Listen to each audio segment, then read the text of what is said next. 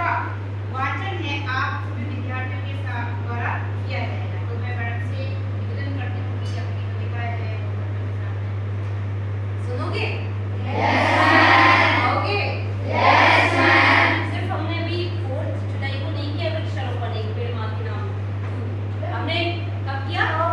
Scout guide में environment day पे भी किया, 3 जून को भी किया।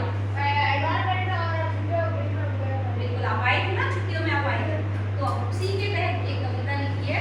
चलो हम एंजॉय करेंगे उसको।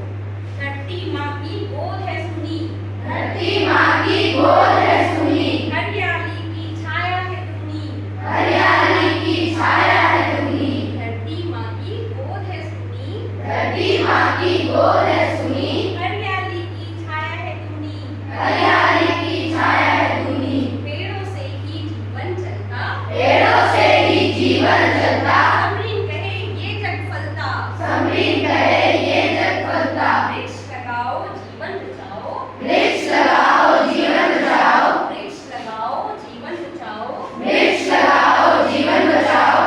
सूखी धरा को और हरियाओ, सूखी धरा को और हरियाओ, सांसों का ये आधार बने, सांसों का ये आधार बने।